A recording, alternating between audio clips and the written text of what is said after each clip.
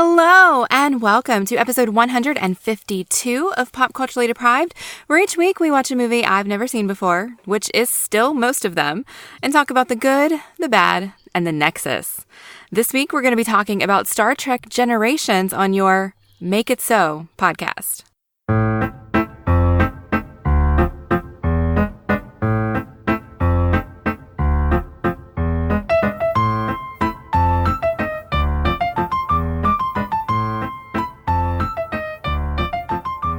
I'm Mandy Kay, and you can find me on Twitter at Mandy Kay.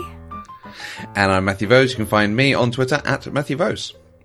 This week, we welcome back Jenn from the podcast A Command of Her Own, where they discuss Star Trek Discovery when it's on, and female-led science fiction when it isn't. Jenn, welcome back to Pop Culturally Deprived. Thank you so much for having me back on. I've missed talking about Star Trek since Discovery's been on hiatus, and it's always a treat to talk with the two of you. Oh, yeah, we love talking to you too, for sure. Are you going to be doing Picard when it comes out? I don't think so, unless it's some kind of bonus content for the podcast we've got. I don't think Kate has interest in doing it, and I'm not sure I've got time to do a recap. Right. But maybe like mid-season, end of season, sort of just me talking about impressions and stuff like that might happen. Cool. I would love to hear that. Yeah, I liked all your Instagram stories talking on them, on all the news. Yeah, I want to kind of do more of that. I just need to work on my own editing skills and uploading, because Kate does all of that for us. Okay. So I really need just to push myself to do something for that. And then I'll be able to do more of that without needing Kate's time. Absolutely. Do we know when Discovery's coming back? I have not heard a release date yet. I think they might be waiting till a little closer to Picard premieres. Okay. Which is soon. It's like a month away. Yeah, it's January. And I'm guessing Discovery's going to start up right after Picard. So I know they've been doing filming and production. Okay, cool. Soon. And then there's cartoons and all sorts coming. Yes, Section 31 apparently. Absolutely, some cartoons. Yeah. I'm super excited about those. We are back in a world where Star Trek is everywhere. Yes. It's pretty great. It's like the 90s again. Well, I just about to say, this is a nice comparison to what we're talking about, Generations. This was the first film that came out after I got into Star Trek. Jenn, I have a feeling it might be the similar sort of thing for you. Yes, I realized this morning it was the first Star Trek film I saw in theaters. Right. Was it just you? Did you drag the whole family with you? It was me and my sister for sure. Right. And I was chatting with her this week to see if she could remember if we were with some friends or not, but neither of us can remember. Okay. It was so long ago, because we're all so old. Thanks, Mandy. You're welcome. Speak for yourself. This is the first film I saw 3 times in cinema. Wow. Because for exactly that thing. It's like, this is the first Star Trek film since getting into Star Trek. So, yes, I will go and see this a lot. Oh, that's interesting. I'm curious when we get into the conversation to find out how your opinions of the movie have changed since then. Because I was surprised by the rating you gave it on Twitter. Yeah. So I'm looking forward to that conversation. Mandy, do you want to tell us what this is about and a bit of background? Okay, so with the help of long presumed dead Captain Kirk, Captain Picard must stop a deranged scientist willing to murder on a planetary scale in order to enter a space matrix, or as they call it, the Nexus. The Nexus. Capital N. Yep. All right. Star Trek Generations, released in November 1994, is the 7th film in the Star Trek franchise, and it brings together the cast of the original series and The Next Generation. Directed by TNG veteran director David Carson, it was written by Ronald D. Moore and Brannon Braga. Braga.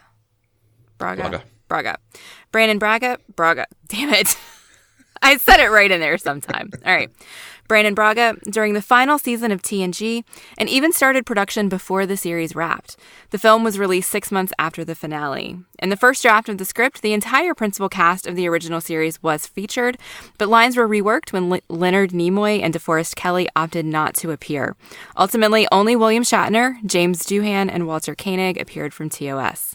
Generations was the first major motion picture to have its own website for marketing, and there was a lot of tie-in merchandise created to promote the movie, including collectible cups from Jack in the Box, promotional kiosks at Kmart, I don't even know what that would look like, a special issue of Entertainment Weekly, video games, and a novelization of the movie that spent 3 weeks on the New York Times bestseller list. It opened number 1 at the box office and stayed in the top 10 for 4 weeks. However, it did receive mixed reviews from critics. Yeah, this was a very good time to like Star Trek because Next Gen finished the finale was in May. Mm-hmm. DS9 Season 3 started in September.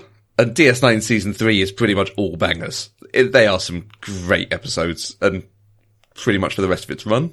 This comes out in November. Voyager starts January of 95. Yeah, this was a good couple of years. Yeah.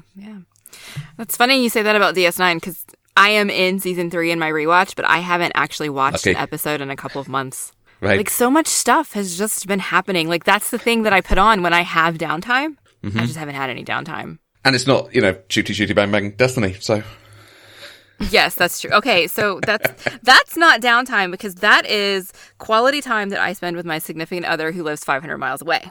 Ah. So, that's not downtime. All right, so I am assuming both of you guys own this movie. Oh, yes. Okay. Yeah. All right. Is it available anywhere in either Canada or the UK? It's not streaming in Canada, but it is available to rent on all the major online rental services. Okay. Yeah, Sky Cinema still have them over here, so they've got all of them. Again, did not check, just went, oh, I'm assuming it's still there. How good it is. How about for you? Joseph owns the full Star Trek collection, so luckily I did get to watch it that way because he has digitized his collection. But it is actually available to rent everywhere. It's not on Hulu or Netflix, but you can still, like in Canada, get it wherever you might prefer to see your online content. Nice. Okay. This introduced the one new person, I think, to this was Malcolm McDowell. And I don't think we've seen him on the show before. I really thought we had. Like, the entire time I was watching this, I was like, we've talked about him before. And then I went and looked, and we haven't. Like, I don't know who I'm mixing him up with. Maybe Roddy McDowell? Maybe? I don't know. So I know Malcolm McDowell's face, and I know his name. Like, when his face popped up, I was like, oh, that's Malcolm McDowell. I don't know why I know this. I've not really seen any of his movies. I've seen him on TV a lot, I guess, but he's always a guest star, like on CSI or Law and Order. Like, right. So I don't know. I don't know why I know who he is. I just do. I love him. I think he's awesome. He's just such a great presence. He's got that voice. Brilliant. Does he ever not play a bad guy? I don't think so. Okay. Because that was the first thing I thought when I saw him. I was like, that's Malcolm McDowell. He's going to be the bad guy. Because I feel like he's always the bad guy. Like, he just does it really well. I'm just having a scroll through. No. I mean, to the extent he's got a new film out this year, Bombshell, where he plays Rupert Murdoch. Right. So. All right. This is also the introduction of our Next Generation crew. I think we've mentioned this before, but what's your experience of Star Trek The Next Generation? The Star Trek Next Generation was my introduction to Star Trek. My parents watched it when I was younger, and I didn't watch it fanatically with them, but I enjoyed it. I had a huge crush on Wesley Crusher at that point in time. And since then, I have gone back because it was on Netflix. I assume it still is, so I've seen it start to finish. Okay. Like, properly start to finish. Like, I had seen all of the episodes in syndication, but, like, not in order and kind of not actively. But I have sat down and said, okay, I'm going to binge Star Trek, and I did that thing, so. Wow. I don't understand this reaction. There is a mix of quality in The Next Generation. Oh, absolutely. And there's a lot. Star Trek seasons were ridiculously long. Like, television seasons back in the 90s. I mean, like 25, 26 episodes. Like, sometimes you're just thinking, like, when is this season going to end? And I'm experiencing that with DS9, too. Yeah. So long. But there is some really great stuff in TNG. There is. There's at least one every season. Wow. Okay. God, yeah. And it highlights how good something like Discovery is because they, 10, 13 episodes, really concise stories, really good core stuff going on. All right. See, I feel that way about TNG, but that might be the nostalgia talking, because TNG is my Star Trek. Like, Picard is my captain. Right. Riker is my number one. Right. I mean, yeah, he's mine, of course. But yeah, I don't know. Like, when I think of Star Trek, this is the cast and crew. Like, this is the crew of the Enterprise for me. Okay. And so you were excited to see them on film? I was so excited to see them on film, and I had no idea when in the timeline this took place. Okay. Because I didn't look it up beforehand, because spoilers, right? And so that was actually one of my first questions, was when in the timeline does this take place? And then I was surprised to find it was actually after the show wrapped. It was like, this was after the series finale. So. Okay. Well, okay, let's start us off with the question of, did you enjoy it? I did. Okay. Picard was on my screen. Of course I enjoyed it. I was never not going to enjoy it. So when did you expect it to take place? Did you think this was going to be like an interstitial between season 6 and 7 type thing? Yeah, I think so. I think I expected it to be... I mean, because it wouldn't necessarily have to be referenced by events in the show, because it didn't change anything for any of the core characters, except for Data having the emotion chip, which I didn't know about when I started watching the movie, right? Okay. So, I didn't know. Okay. Jen, what was your reaction when you first saw it, and has that changed over time? So I loved it when I first saw it, but I can remember even at the time being a little bit critical of it. From the last time I was on, everyone knows Kirk is not my favorite. And so the fact that he was in this and they were doing this sort of passing the torch thing wasn't, to my mind, the best idea. But in general, I did enjoy the movie. I thought parts of it were really well done. And yeah, there was some parts that I'm critical of that I'm sure we'll talk about. But I really enjoyed it. I enjoy going back to it. And yeah, it was just generally a good time. For me at the time, it really drove home that Star Trek Next Generation was done and over. And whatever was happening now was going to be something different. So it was a little bit bittersweet, but still a good movie. What was it that drove that home? The ship crash. Ah, okay, yeah, that's fair. Yeah, pretty final. But we've seen the Enterprise destroyed so many times under Kirk's reign, and it still always comes back. They rebuild it. But this ship, I just had like 7 years of history with. Okay. It felt like a crew member.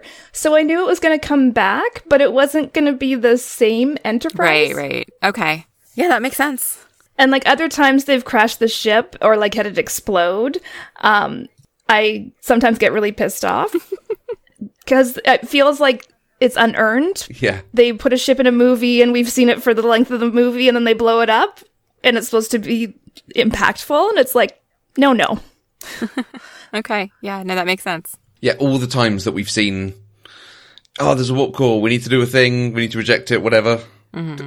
We finally have a movie and it does actually blow up. Yep. And the effect of the whole, because the idea of the saucer separating from the actual like main body of the ship was always a really good idea, and they never used it really in the series. So it's quite nice to see it used here, and that effect of it crashing is really good. Yeah, they used practical effects for a bunch of the saucer section being like dragged on the ground. So the effects are really good, and I just don't think they had the budget to use it much in the series. But apparently it was even a concept back in the original series. And it didn't get used much then either. Okay. I think it might come up in a book. Right. Because, yeah, they went back to landing the ship with Voyager. And again, they used it like 3 times. Because it's a nice idea. The thing, I think this is my thing with the whole film. And it sort of really comes together in the crashing of the ship. There's a lot of these kind of big set pieces that just spend ages zooming in on people, having reaction shots, and then long CG moments. And the fact we see some of that twice when they then go back and we see the ship crashing again, it's like, no, I've seen this. I don't need to watch this again. The film now feels really slow, which might be my issue with it. I think there's probably sort of 45 minutes or an hour of a really good film in here, and there's some really good ideas that they may or may not know they have. But there's a lot of sort of waiting for things to happen, and it's just people reacting to stuff. Shocked look, zoom in. Shocked look, zoom in. Someone grabs someone else. More shocked looks. I think that's fair. I would take out a whole bunch of the Enterprise B stuff and the Kirk stuff as well. Mm-hmm. I think that's... If they would have more closely integrated it into the whole plot, it might have been more meaningful, but this just feels like it's shoved in for nostalgia, fan service, and cameo appearances. Mm-hmm. So I felt a lot of that was just unnecessary to actually telling the story. Would you have preferred Kirk to not be in it at all? That would have been one way I think they could have tightened up the movie as a whole, because a bunch of his scenes in the Nexus were also sort of out of character for him. Yes. And so even when I don't like Kirk, I was like, no, why would Kirk think of this as his perfect thing? This doesn't make sense. Whereas if it had been like another captain that we didn't have history with, that wouldn't have thrown me out at all. Or if they just simply had it Picard in the Nexus as Guinan, that would have been fine as well. Mm-hmm. Okay, I'm glad you say that about Kirk, because I thought he was completely out of character in the Nexus scenes, but part of me was wondering, is my experience of Kirk primarily just from the movies not enough to understand that this is in character for him? But it felt super out of character, so I'm really glad to get that confirmation. And it's hard because in the Nexus bit, he's even saying, don't let them promote you, don't let them take you away from the bridge of your ship, when he's not on the bridge of his ship. Well, exactly. Yeah, I mean, he didn't do that until after he had already decided, oh, this isn't real. And so then he started becoming more in character. Yeah. You know, so I think that was the switch to kind of let us know, oh, he's coming into himself. He's not being brainwashed by the Nexus anymore. But the whole thing with the woman and, I mean, so yeah, Kirk and a woman that we don't see. Exactly. But she has a name. So that's good. But the whole thing with that is, yes, Kirk's a womanizer. We expect him to drop things for a woman, but we don't ever expect him to give up Starfleet for a woman. And that just felt so wrong. Especially coming off Star Trek VI, where there is no real romantic interest in there. Mm-hmm. And it is about him trying to do the right thing for Starfleet with the Klingons, then uncovering the thing. You know, it is a good sign off. I can kind of see what Nimoy and Kelly were both saying about, no, we've had our finale. We've had our moment. Anything else would ruin it. Yeah. It feels weird to me that this is intended to be like the handoff between the original series and the Next Generation, when this is the end of the Next Generation. Right. Like, that's not a handoff. Yes. I don't know what it is, but I guess it was just for fan service. I mean, I think it's a great idea. I imagine, that's why it did so well at the box office, despite the critical reception, I think, because so many people were excited to see Picard and Kirk on screen together. Idiots who went to see it 3 times.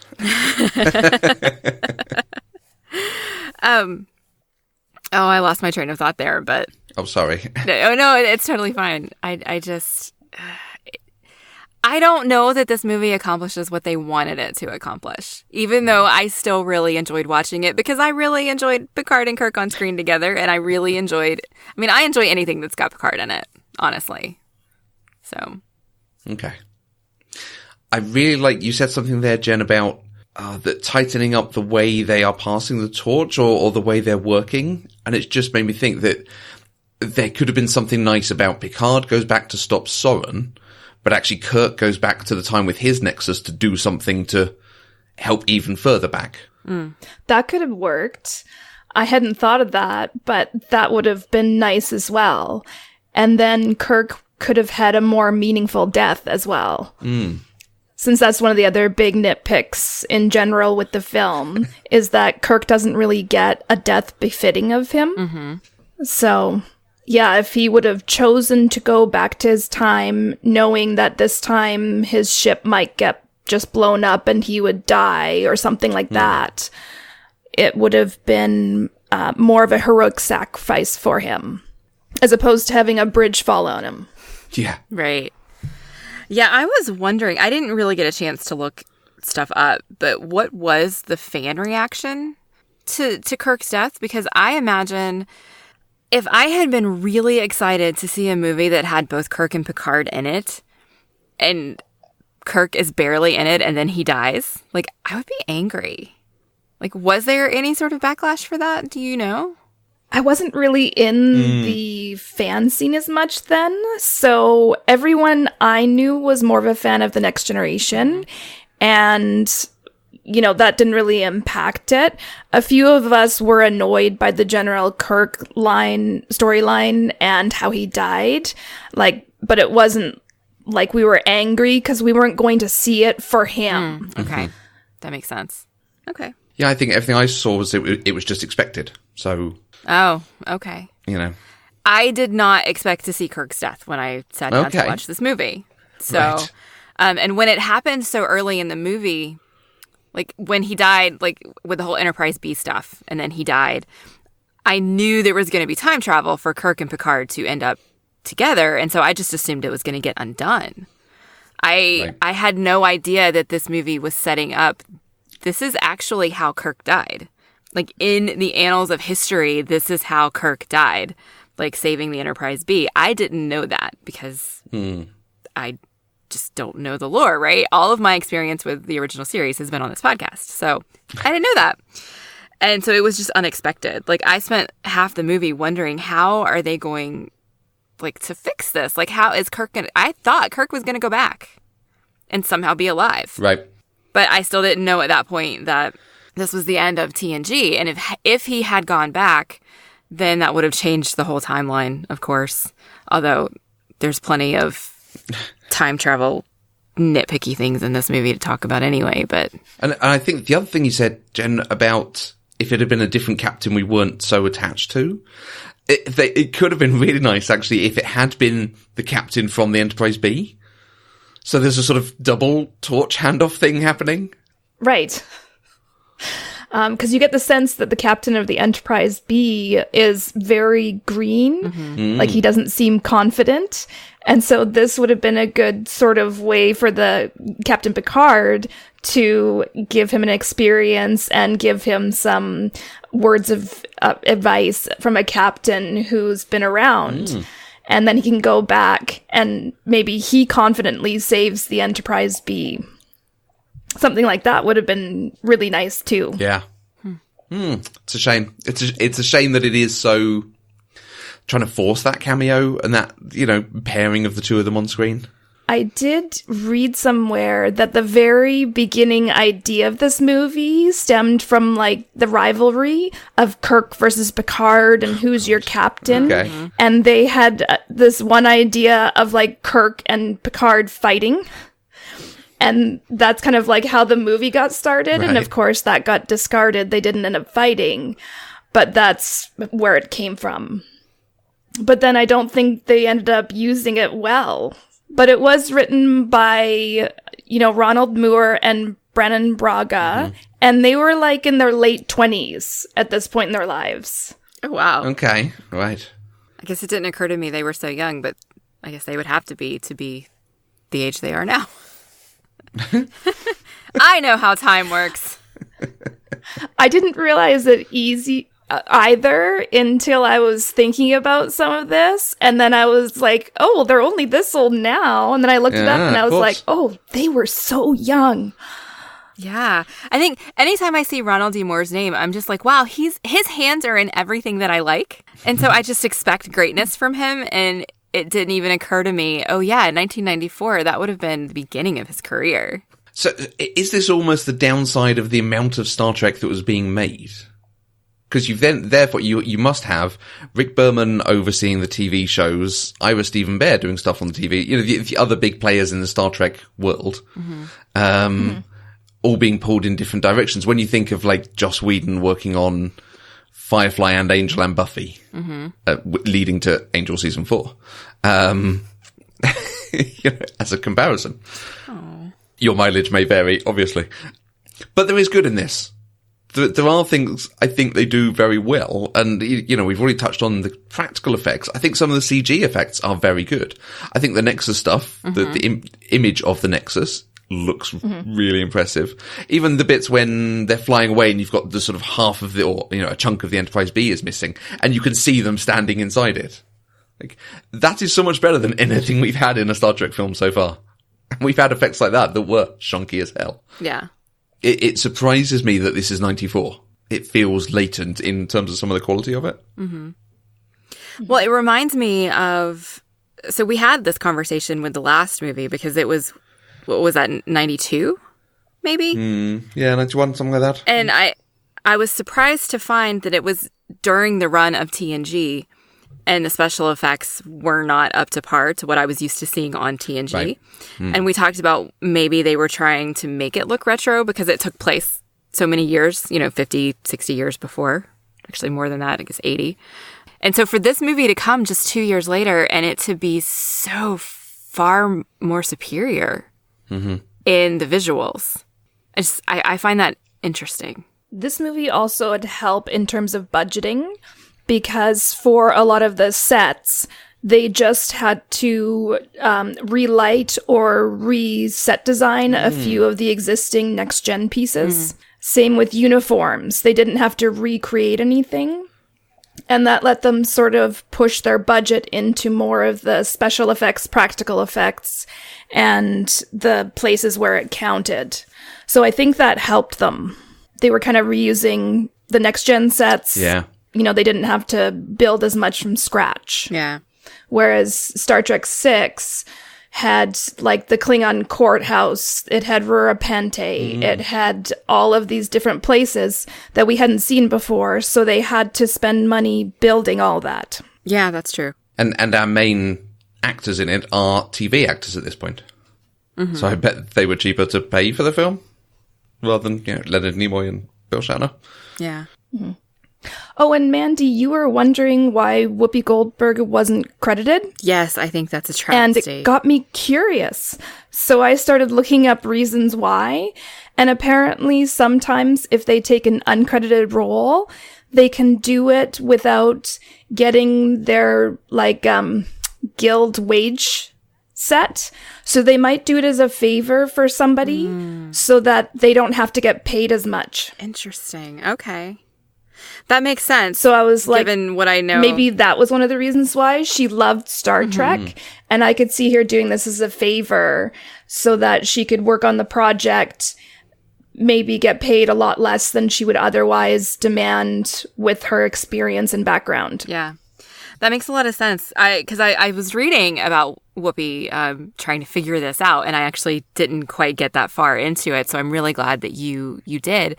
But she was such a big fan of the show that she just basically came on when she had time, right? And they let her do that. So there were stories that she was a part of that originally weren't supposed to have Guinan as a character, and they rewrote lines because she just suddenly became available. Because during the run, when she came on, she had a talk show, she was doing movies, she was still doing stand-up. She was doing all of this stuff at the same time, but she wanted to be a part of it so badly that they just kind of worked with her and let her be there when she could, which was why she wasn't there at all in season 6. And so it was really cool to see her here, and now knowing that she probably did it as a favor, not that it was a snub for her, makes me feel a lot better about it. She was so excited about Star Trek Next Gen coming back on. I think that she might have approached the show as well. She has a story of watching TV when she was young, and Star Trek came on, and Uhura was on the screen, and she got so excited because there was a black woman on screen who wasn't playing a maid or a nanny. Right. Yes. Yeah. Yeah.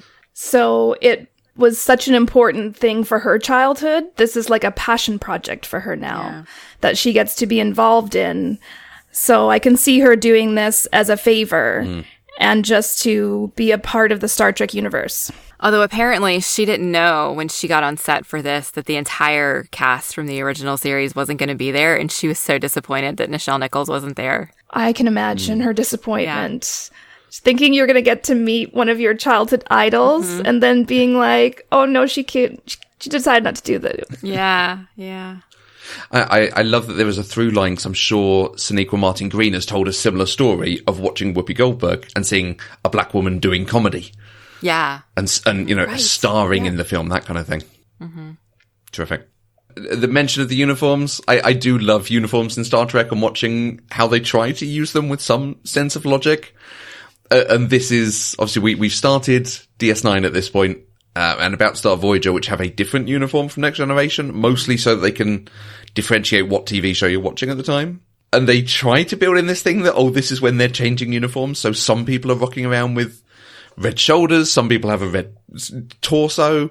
And then you have Picard, who appears to go back and forth between uniforms.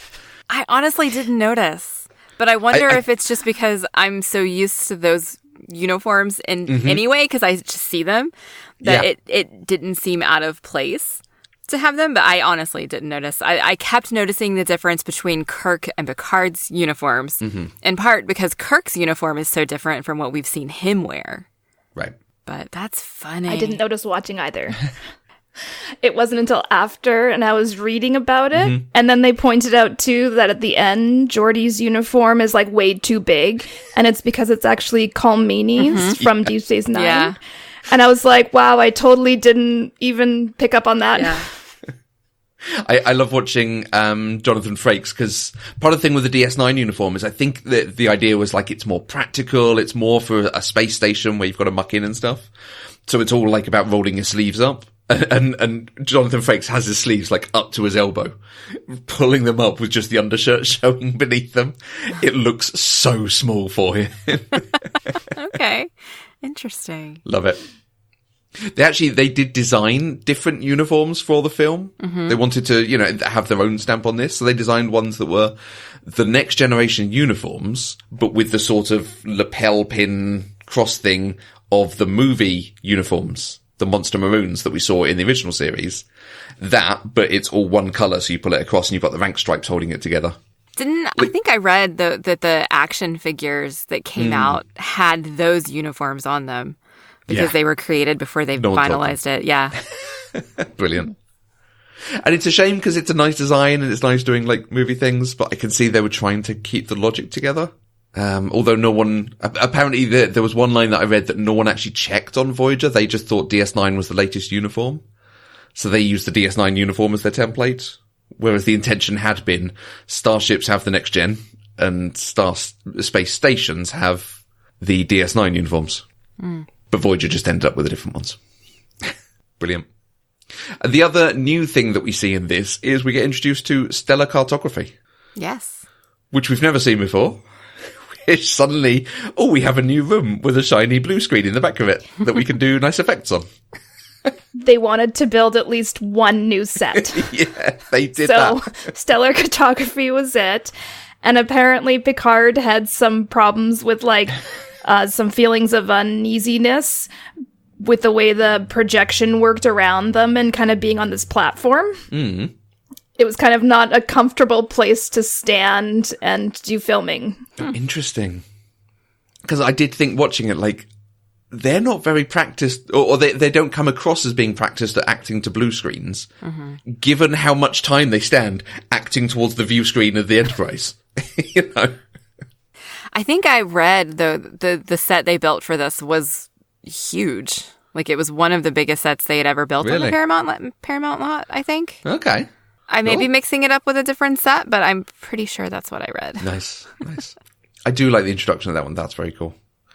And excuse me. The other thing that stands out as really different is the bit where the warp core's going to breach, and Geordi has to roll underneath the isolation doors coming down. Because he does that a couple of times in the series, and he sort of ducks underneath it, gets out with, loads of time to spare. And in this one, it starts coming down and everyone's getting out, and he does a kind of Indiana Jones roll, just getting underneath it. It's a proper little stunt moment, but you compare it to how they do it in the series, and it's like, oh yeah, they had actual stunt people planning this. Right. Rather than just, we can't risk our actor, so we're going to sort of hold it going down very slowly until he's underneath, and then we'll let it go. Right, yeah. That's funny. Love it. We've not talked Klingons. We have the return of Klingons. And I think, Mandy, when we talked Star Trek 3, we said we'd talk Klingon women more. Boob windows. Absolutely. Although I think the men have them too in this. Oh, I didn't even notice because it was just so prominent. I mean, I still love that Klingon women are often shown as leaders once we get at least to TNG and moving forward, which is nice. But the uniforms kill me. I had canon it as that Klingon women are so awesome that they leave this vulnerability exposed because with their warrior skills, no one will ever get a chance at it. Nice. And they can kind of like flaunt it because, yeah, if you attack me, I'm killing you. All right. I will try to adopt that headcanon as well. Stab me in the cleavage, I dare you. Kapla. That's good. That's very good. Yep. One of our Klingon, I think the helmsman maybe, was Brian Thompson. I was so bummed I didn't catch that. Like, I saw him in the cast list, but I didn't notice him when I was watching it. And usually I recognize his face, even if he's covered in makeup. Like, I mean, he was the judge, right? And you can tell that's Brian Thompson. Yeah. So I'm really surprised I didn't catch it. Yeah, this was a good period for him because he was doing a few bits in Star Trek. He rocks up as like a Klingon and I think a Jem'Hadar in one as well. He's obviously doing stuff in Buffy. He's the alien bounty hunter in the X-Files. He just has that physique. It really works on TV. Yeah. He's huge. Luke is big. But other than that, they're all faceless Klingons, largely. A Klingon group who are on the bridge that we've designed for many other things. And then all the special effects are reused from the previous movie. Yeah. Brilliant. The explosion of the, what did you call him? Christopher Plummer? Oh, Klingon Doc Brown. No, no, Christopher Plummer, not, yeah. What did I, Klingon Captain Von Trapp? That's the one. Was that it? Yeah. Yeah. His bird of prey is the bird of prey we see exploding in this one as well. Because why not? Why not? All right. I didn't notice, so I'm their target demographic. I don't pay attention to these things. I haven't noticed until this watch through, actually. Oh, really? I think they reused the shot of the torpedo coming in as well. So as soon as she turns around, I was like, I've seen this before. This whole sequence is like, and it's from something else, not this movie. Hey, whatever works and saves a little bit of money. Speaking of random actors that we see on the bridge of ships, I was quite pleasantly surprised to see Tim Russ on the Enterprise B. Yeah. I was like, oh my god, that's Tuvok, but not Tuvok. Oh, he was desperate to be in this series, wasn't he? He was. Apparently he did, I looked it up, he did several small things like this over the course before he landed Tuvok on Voyager. Yeah. Which I think is fantastic. He auditioned for Geordie LaForge. Really? Yes. I think he might have auditioned for Cisco. Because he's definitely in a Next Generation episode as well. Like, yeah. as always, Star Trek, man. I think it's fantastic. I love when there are actors who are such like fans of the work that they want to be a part of it so badly. Like, I think that's great. Nice. And he was spectacular as Tuvok, so yay him. That is very fair. Let's bring it back around to plot. What there is of it. Because there's the whole Malcolm Adele, Romulan, Klingon thing. Picard going after him. And there's Data's emotion chip. Now, it's a different chip than we saw when he gets the emotion chip. When he takes it out of lore. But fine, you can change things, that's okay. How did you find Data getting emotions? I actually, you know what? Let me find my thought, because my thought that I wrote in my doc was pretty spot on. Have you been finessing? No. This was like live. Sure. This is what I thought. Oh, where did it go? I used the word obnoxious. Oh, I don't see it. I did write, I don't think Data can handle having emotions. I don't see it, but I used the word obnoxious. That's what I have to say about Data. There it is. Data catching up on all of the humor he's missed is both hilarious and obnoxious. That's what it is. It was funny, but oh my god, if they had done any more, I would not have been able to handle it. It was a little over the top. Because Yeah, there's only that sequence on the space station. Like, he goes on for a while. Mm-hmm. And they do give a reason for it. The ship is overloading him and so on. But it is a bit much. It's a bit much, yeah. The humor and the fear, honestly, I'm not sure I buy that he would have reacted that way out of fear. Like, Data has been in those situations before, so he at least has programmed in him what to do. Mm-hmm. And so he should have been, and I know the point was he can't control it because it's new, but I felt like he would have been able to do something besides cower and whimper. But plot bunny, I guess, because we needed Malcolm McDowell to take Geordi. Although we didn't actually need him to take Geordi, I still don't understand why he did. Other than because they wanted to plant the camera in his visor, but they didn't know they were going to have Geordi before that, so that can't be why they took him. I think maybe just a delaying tactic. If they had a live hostage, that would buy him enough time to do the next step of what he had to do. Okay, maybe. I don't think it was part of the original plan, but I think when it came up and he realized there was these people here he had to deal with, dealing with a live hostage would have been, he could use to his advantage, along with Geordi's visor as a way to exploit something else. But that came to nothing either. Like, what was the point? Well, they got to destroy the Enterprise. It gave the Duras sisters a leg up. They could spy on a Federation ship. Right, but then they immediately died, so it didn't do anything for the Klingons. Like, that knowledge died with them. The only other thing that I was thinking might have been a reason for it is if either for the character or for LeVar Burton, they wanted to give a good reason to stop using the visor. That this was written in as sort of like an inciting incident because in the next movie he has just contact lenses and his new ocular implants. I like that, and I can see that in the same way they were destroying the Enterprise, possibly so they could get a new ship from a production standpoint. Yeah, I don't know if that's the actual reason, but it occurred to me. It also really stood out on this watch through how they had this whole very disgustingly ableist speech from Soren where he's pointing out that, like, you're not normal because you have this visor. And I just think that's really weird considering how far in the future they are and how accommodations like this would have been much more commonplace. It just really felt out of place and I mean, Soren was evil, so maybe that was just another notch in that peg. Maybe it could have been. Yeah, that's the way I take it, that it's he is doing some level of torturing here, less than was written, but and you do at least have Geordi speaking back to him and sort of questioning, well, what's normal? Possibly not enough. I do love how our conversations just go from one thing to another, because your initial question was about Data's emotion chip, and now we're talking about Geordi being tortured and terrible writing. So I think it's great.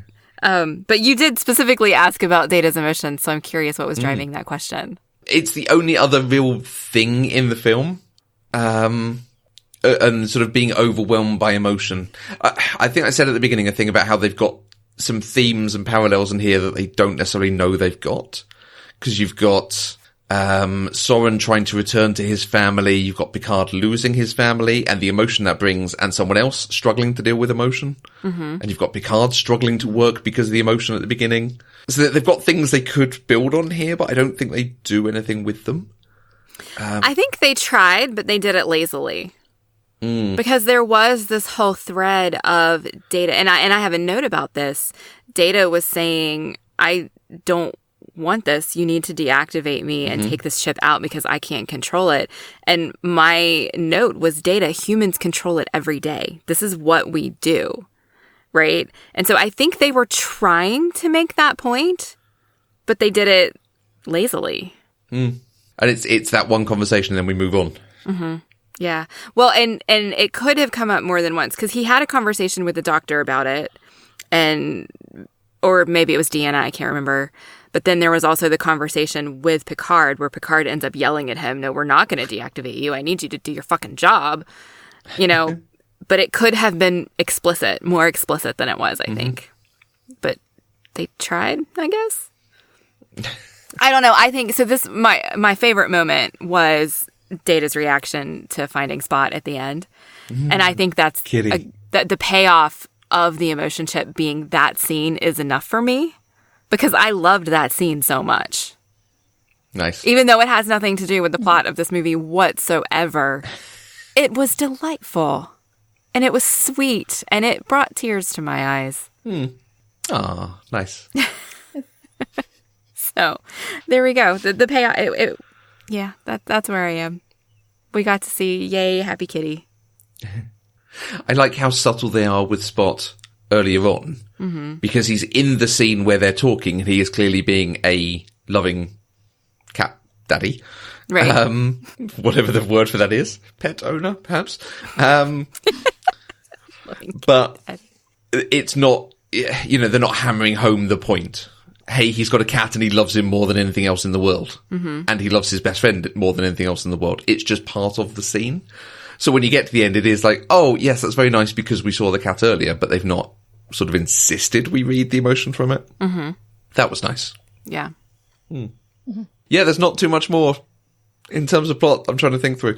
Let's compare it a little bit to the original series movies.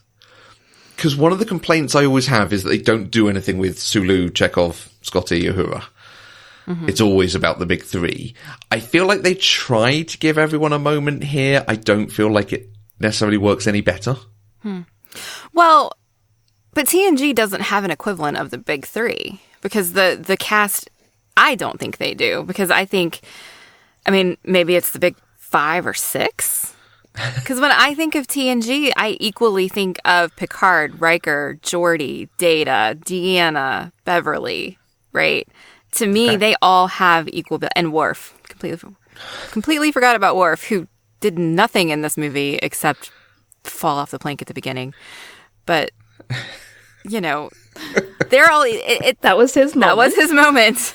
But it's a different dynamic in TNG. And so I don't see them trying to... I don't know. I don't actually know what I'm trying to say other than I don't think I agree with you and I'm rambling. That's where we are. I think it's definitely a different dynamic. The charisma of those three in the original series was part of what worked, but their friendship and banter was central to that. Right. In Next Gen, the most popular characters were Picard, Data, somewhat Worf, and those are the characters they focus on here. Data gets this plot line partly because his character was so popular and was one of the only next-gen characters that got through-line stories as he explored his humanity. That's true. But him and Picard were never paired as confidants or friends the way that Kirk, Spock, and Bones were.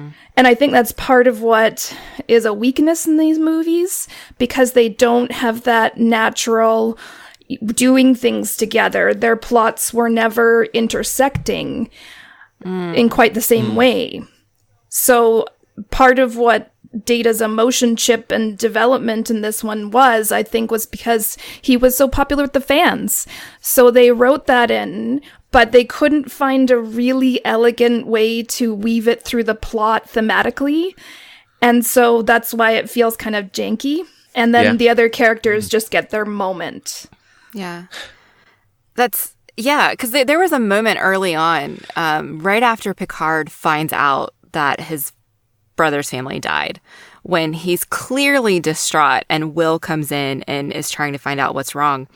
You can tell they don't have a friendship relationship. It's very much like boss and subordinate, right? Because Will doesn't push him at all, and he continues to call him sir and all of those things. He doesn't respond the way you would respond to somebody that you cared about in that intimate way.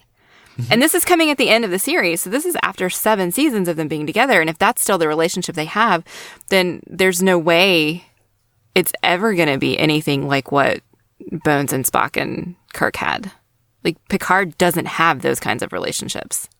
Yeah, I think calling it a different dynamic, that's definitely on point, because, yeah, it's not the three of them off having an adventure, but it is Picard sort of running the story, Data going through a thing, and Riker takes command.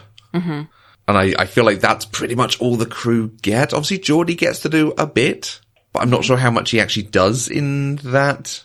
The Doctor's... He was really happy he got that scene with the kids evacuating, because that was something his character didn't usually do. Nice. Yeah, and it's good.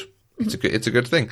I did like your call. And Deanna got to drive the ship. Yes. Yes, she drove it and crashed it yet again. I With very little loss of life. That is true. So she crashed it really well. I love it.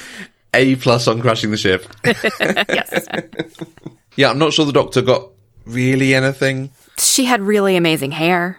She does. That is very true. She got a bit of an info dump sort of towards the beginning. Yeah. At a briefing table or something. And yeah, Worf fell off a plank and knew about a Klingon ship that, frankly, Wikipedia would know. So Yes. Okay, so before we start wrapping up into the things we like, other than my Data spot moment, I want to talk about time travel shenanigans in this movie. Because there's a lot of time travel plot holes in this, unless I just missed it and you guys can tell me I missed it. Okay? So, in the first version of the timeline, Picard's trying to crawl through the hole in the rock, and Soren collapses the rock on him.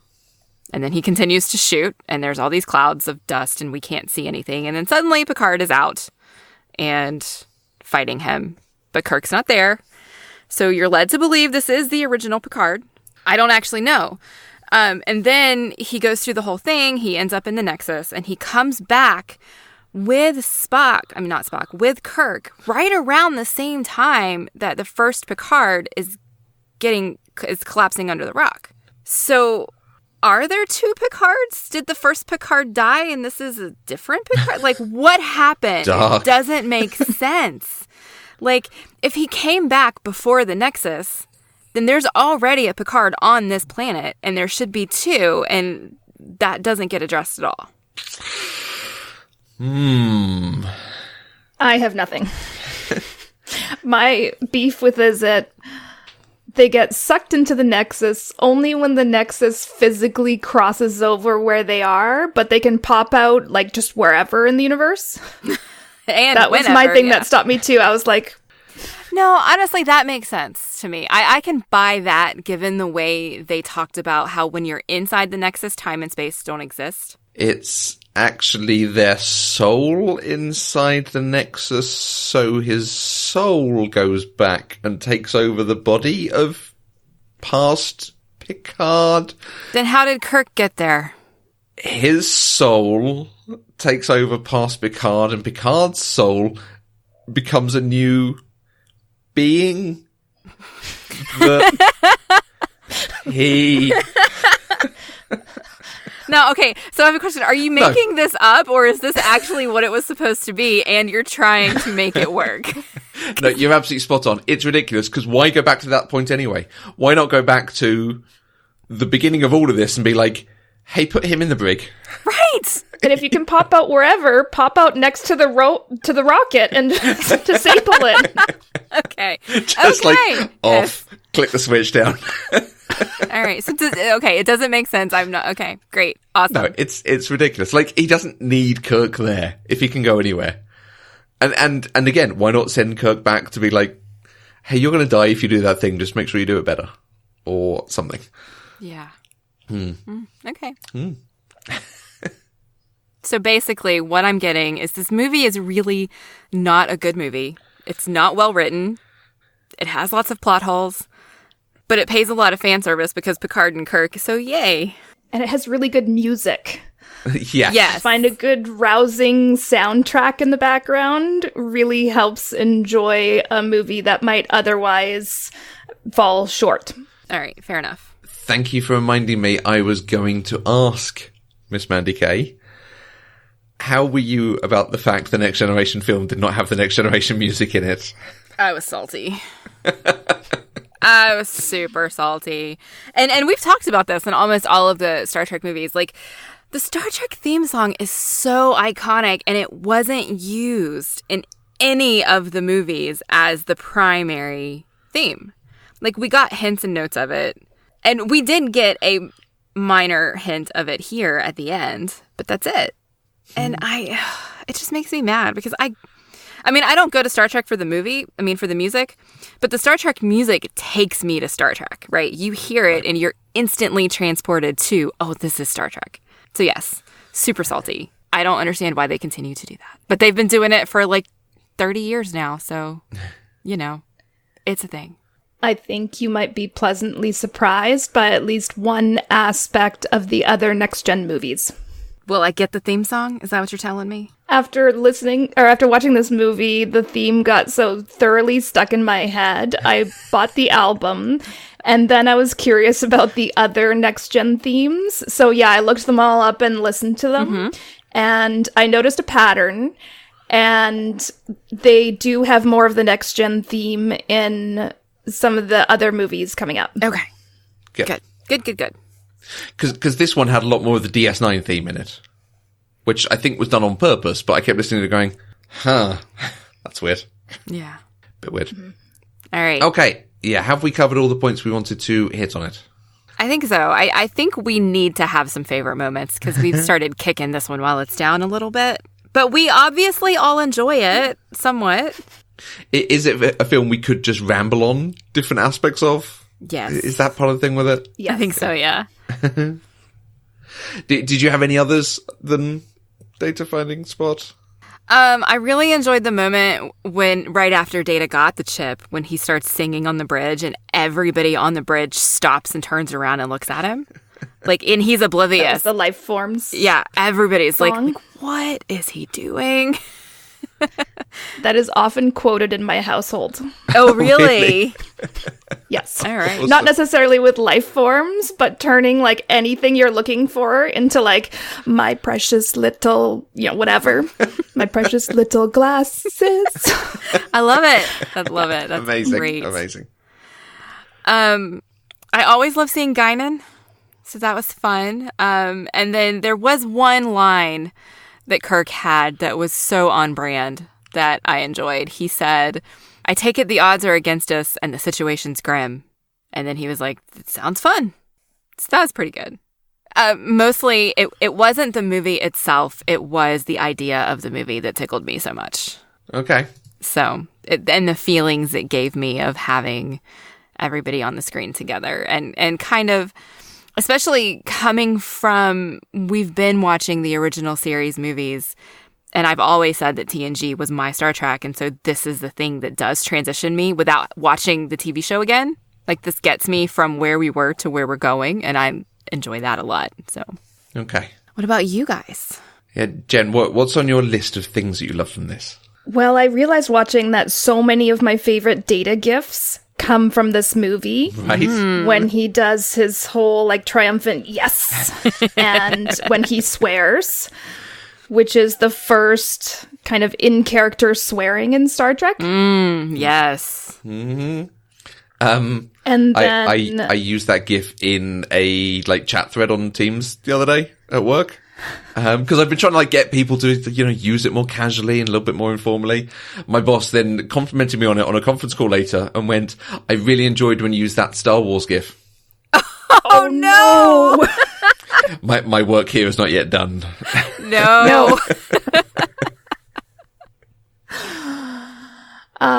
The boat scene at the beginning where Worf's getting his promotion and the scene where Data pushes Beverly in just cracks me up every time. Yes. I am on Team Data on that. They should not have been angry with him considering they were just explaining to him, who takes everything literally because he's an android, whatever he is. Mm-hmm. They just told him it's all in good fun to drop somebody in the water. Of course he's going to push somebody in. I am absolutely Team Data. And then she ends with getting the spirit, Data. Right. What did she think was going to happen? It is quite funny. Yeah. And then my other favorite scene is the only part in the Nexus that actually made sense for both the captains when they were horseback riding. And I love horseback riding scenes and things, so that was good. Now, why do I think they were Shatner's horses or on his ranch or something? Pretty sure they were. I didn't look it up. I just kind of assumed that since he has a ranch with horses and it's in canon that Picard rides horses, that it was a natural fit. Makes sense. Yeah, it's a good bonding moment. Yeah. And it is the moment where we get Kirk back to himself, which I enjoyed. Yeah. Just one other tidbit I just remembered about Picard's Nexus scene. The reason it looks that way is because he was going to be staging the Christmas Carol again. So again, the theater company had all this set dressing that they just used for the scene. Right. I did wonder why his perfect life was 19th century England. Yes, and that scene bothers me because it's as much out of character for Picard as Kirk's scene is out of character for him. Yeah. They are both captains. Their ideal world should have been something about being a captain while also having a family, not having a family to the exclusion of being a captain. Plus, Picard's wife should have been Beverly Crusher. Yes, Team Beverly here as well. And for them to use a different redhead is just a slap in the face, by the way. Yes. Oh my God. How about you, Matthew? Your faves? A lot of the same stuff. We when we talked about Data's emotions, I love Geordie's reaction on the space station because he ends up just staring at him with a bit of a pout on of like, I'm going to have to put up with 2 weeks for this. And eventually he will get out of it. It'll be fine. But oh boy. He's got just such a good like, this is going to be interesting. Geordie is such a good friend to Data. Yes. He really is. Yeah, he is. And exactly like you say, there are just so many moments from this that are gifts unto themselves that are regularly used, that are just the sort of perfect moments from Star Trek. The bit when they have to get out of the exploding star's path once everyone beams on board, and Picard does his, what one? Engage. And it's so dynamic. He jumps up and does the finger thing, and it's great. Perfect. It's the perfect time. When they finally fire on the Klingon ship, and Riker gets to do his pause, fire. You know, it's the thing we've seen him do several times at significant moments, and he gets to do it in the best he ever does it here. Little did they know all these very slow in-movie moments actually was a gift to the GIF artists of the future. Yeah, Yes. exactly. You reminded me saying about the Riker, Kirk giving his like most Kirk line eventually, whereas we open with Riker giving his most Riker line when they're talking about being out on the seas and how wonderful it would have been guiding by the stars, and he goes, bad food, terrible discipline, no women. Well, thanks, Will. Yeah, absolutely. Get your mind a bit further up. It is fun, and you're right, it's so fan-servicey. Just all of this stuff that is just, if you like Next Generation, we're going to dial it up to 11. Yes. And they And did. I think, it's that would have made me see it 3 times and not have been able to critique it when I saw it. Because it wasn't, it was a few years later when Phantom Menace came out that I realised you can criticise something even if you love it. Yes. So, Yep. All right. Well, is there anything else that we need to discuss about Star Trek Generations? let's talk on the other films, the other Next Gen stuff. Which one's next? Is it First Contact? First Contact next. Because you've seen some, I think. Yeah, but I'm going to pretend I haven't, so we can just watch them all. You just want to watch Star Trek. I do. That's fair. I mean, that's how we all feel every day, right? I mean, we have to keep watching them until we run out, right? Do we want to combine any and just get them done? That's not my call, because I really don't remember them. I know everybody complains about Nemesis, but I don't remember it. So. Okay. Jen, do you have any recommendations for how we should get through the rest? Do we do them one by one? First Contact is next. So you might do that one on its own and then combine Insurrection and Nemesis. Okay. Also, just, I don't know if you want to be finished before Picard starts. But that might be too fast. I really do need to rewatch TNG before Picard starts. I don't think I can do that. No. Yeah, you've got like 4 weeks. I have a select list for you, Mandy. Okay, yeah. I've got a list of Next Gen and Voyager episodes. Okay. And I've sort of ranked them in my must-watch and the would-be nice. And somebody else suggested this be on the list, but I don't think you should watch it. Okay. Well, and so I have seen all of TNG and Voyager, but it's been so long. And I watched, a new teaser for Picard dropped last week, and I watched it. And he was talking about things that made me feel like things happened towards the end. Like either in later movies or something about his career and his life that I just don't remember that would be helpful to know. I don't think the series is going to rely on you having seen Star Trek. I think the same stuff they're going to do with the MCU. If you haven't seen all the stuff, you might miss some references, some links and things, but they will not leave their audience adrift. Right. I don't want to miss the references and the links. I want to be on the inside with the people like you guys. From what I've seen and heard, the most important universe political references probably are from Nemesis. Like the events in Nemesis are probably foundational to sort of where this Starfleet and Picard ends up here. Okay. Oh boy. All right. Cool. Okay. Cool. I'm channeling Matthew. Take notes. And then when you record about it later, right? Just refer back to your notes. That actually might podcasting is time travel. Yes. That's what you say. I do, yes. Yep. It's better time travel than this movie was. Yes. All right. Well, if you would like to join the conversation and talk to us about Star Trek, you can use the hashtag PCDeprived on Twitter.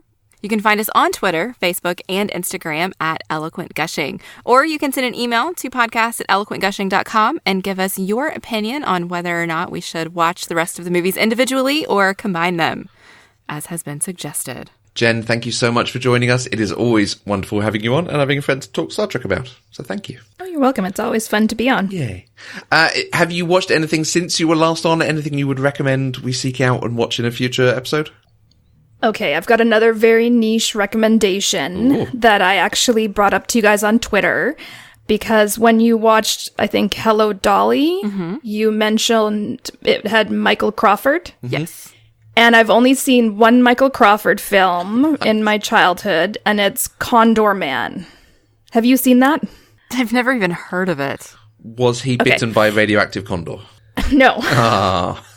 It's a comic book artist gets sucked into a CIA mission to help somebody from Russia defect.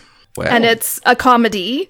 It's hilarious to me anyways. And you wouldn't have seen it because unless you watched it on TV in the 80s or got one of the few DVDs that they made, getting it on DVD now is like $150 or more.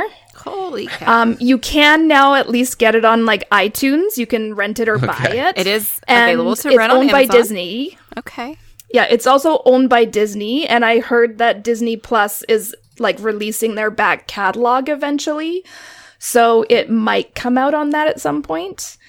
But it is hilarious and just very spy comedy-esque with some comic book elements thrown in. Okay. All right. So honestly, this sounds like Matthew's kind of movie. It does sound quite fun, to be fair. yes. So I think we should put it on the list. It looks interesting. And I can see on Letterboxd you have watched it. There we go. Yes. All right. And it is Amazon. It's on Amazon, YouTube, iTunes, Google Play, and Vudu in the United States. So it can be watched. I can get it on DVD for $2.99 apparently from Amazon, but not on Amazon Prime Video. You can get it on DVD for $2.99? Going to this. Do I need to send you this for Christmas? No, I have a copy. A My husband copy. tracked down less legitimately for me at some point. Awesome. So where can people find your show? Where can they find you? Well, my Star Trek show, A Command of Her Own, can be found on Twitter at Command of Her Own or on Instagram. And you can find me on Twitter at Generosity. Terrific. I thoroughly recommend the Instagram if you're going to do more of those stories, because it was really interesting going, oh, there's news. Oh, there's reactions to news. Even better. Yeah.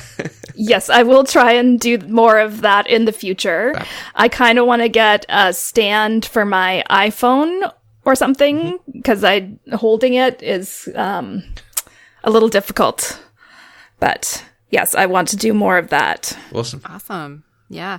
And you did those, like, the 30-day images from Star Trek a while back. That was so much fun. I loved seeing those on my Instagram feed. So I keep thinking I need to find something else. I might put something up as like a lead into Picard or something, a tie-in with the list of episodes I've got prepared. Mm-hmm. Nice. So that really must return and do that at some point. Yeah. When is this episode coming out? It is before Picard starts, right? It's possible not. I know. I was just thinking about that. Oh my goodness. It has to be, because I don't think we're that far ahead yet. I love that you guys have the luxury to record like ahead and bank episodes. It's tough right now because we have like an 8-week run where we can't record because of our schedules. So we're struggling. Yeah.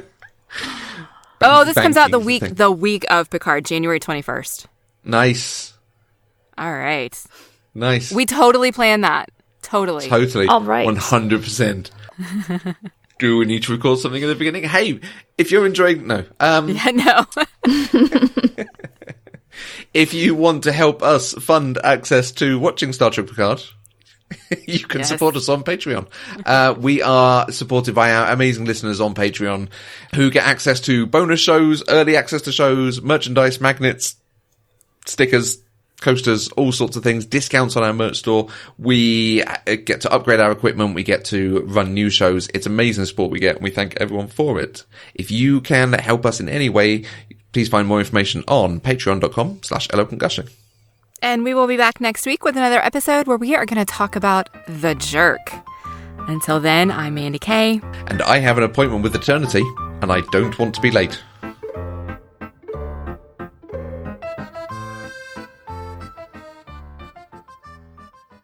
Pop Culturally Deprived is an Eloquent Gushing production. For more information, visit eloquentgushing.com or find us on Twitter @eloquentgushing.